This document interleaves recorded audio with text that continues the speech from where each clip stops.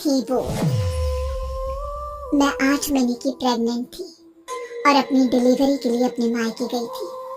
माँ ने मुझे फोन पर बताया, घर के पीछे की तरफ जो खाली जमीन थी ना, वहाँ पर एक नया कमरा बनवा लिया है।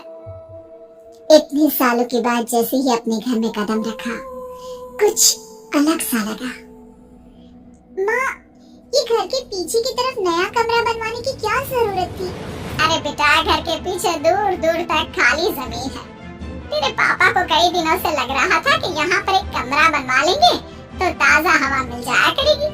अब तो ये सब छोड़ और चल जल्दी से दूध पी ले। माँ, मैं थोड़ी देर में पी लूंगी, आप सो जाओ। मैंने दूध का गिलास उठाकर उस खिड़की में रख दिया। पता नहीं कब आंख लगी। अचानक से खिड़की के पल्लों के खड़कने की तेज आवाज आई। दूध का गिलास धड़ाम से जमीन पर आ गया। जमीन पर गिरते ही दूध का रंग लाल हो चुका था। मैंने खिड़की से झांक कर बाहर देखा। चारों तरफ धुप अंधेरा था। उस अंधेरे की तरफ से कुछ आवाजें आ रही थी, जैसे छोटे बच्चे आपस में खिलखिलाकर मस्ती कर रहे हो।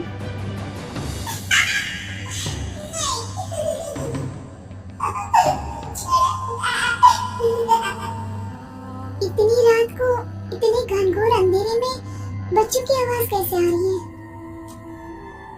घड़ी में वक्त देखा तो ठीक 12 बजे थे। देखकर मैं सन्न रह गई। बुरी आत्मा और भूतों की कई कहानियां मैं सुन चुकी थी। वक्त भी कुछ ऐसा ही था। ऊपर से मैं प्रेग्नेंट। सुना था कि ऐसे वक्त में अक्सर बुरी आत्माएं औरतों का पीछा करती है। तो क्या मेरे पीछे भी? पसीने से तरबतर बड़ी मुश्किल से, जैसे कांपते हाथों से मैंने उस खिड़की को बंद किया। जल्दी से जल्दी उस कमरे से बाहर निकलकर माँ के पास जाने के बारे में सोचा, लेकिन जैसे ही दरवाजे की तरफ पलटी, लगा कोई साया हवा की स्पीड से दरवाजे के सामने से गुजर गया। मेरे गले में अटक कर रह गई। मैं जोर से चीख कर माँ को बुलाना चाहती थी, लेकिन वो आवाज खुद मेरे कानों तक नहीं पहुँच पा रही थी। तो माँ तक कैसे पहुँचती? खिड़की के पल्ले एक बार फिर तेज हवा के झोंके से धड़ाम करके गिर गए और पूरी ताकत से मैं चीख पड़ी। जानती थी मेरी चीख की आवाज सुनकर कुछ ही सेकंड में माँ वहाँ पहुँच जाएगी, लेकिन ऐसा कुछ हुआ ही नहीं। मेरा कलेजा डर के मारे फटा जा रहा था। आखिर माँ ने मेरी आवाज क्यों नहीं सुनी? इतनी गहरी नींद में तो माँ कभी नहीं सोती। ठीक पीछे खुली हुई वो खिड़की। मुझ में इतनी ताकत नहीं बची थी कि मैं पलटकर उस तरफ देख भी सकूं।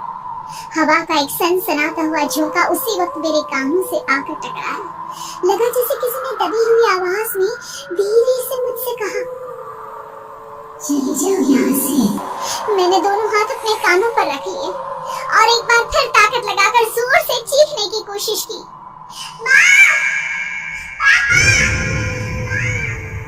मेरी आवाज उस कमरे की दीवारों से टकराकर वापस मुझे ही सुनाई दे रही थी।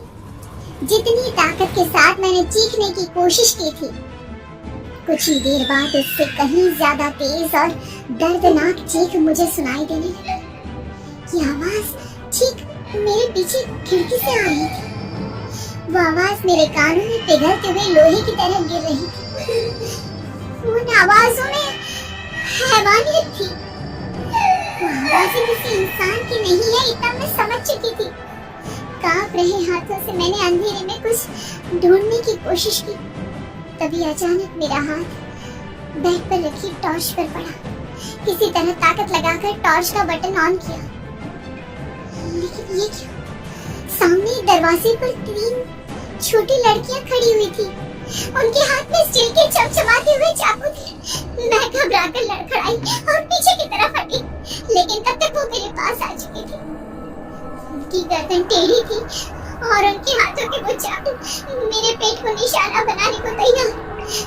मैं जोर से चीखी, नहीं, छोड़ दो मेरे बच्चे को, मत मारो, मत मारो, छोड़ दो मेरे बच्चे को। सोनाली, सोनाली, क्या हुआ बेटा? तू इतनी डरी हुई क्यों है? उठ बेटा, क्या हुआ? हड़बड़ाकर मैंने अपनी आंखें खोली। देखा तो दिन निकल आया था। माँ मुझे जगा रही थी। मेरा चेहरा पूरा पसीने से लथपथ था। क्या हुआ बेटा, तुमने कोई बुरा सपना देखा क्या? मैं अभी तक अपने पूरे होश में नहीं थी। वो मेरे बच्चे को मार देगी माँ। वो लड़की मेरे बच्चे को। मैंने घबरा कर अपने पेट को छुआ। सब कुछ ठीक था। और वो दूध जो रात को यहाँ पर गिर गया था, उसका रंग लाल हो गया था। माँ ने हंसते हुए दूध का गिलास मुझे दिखाया।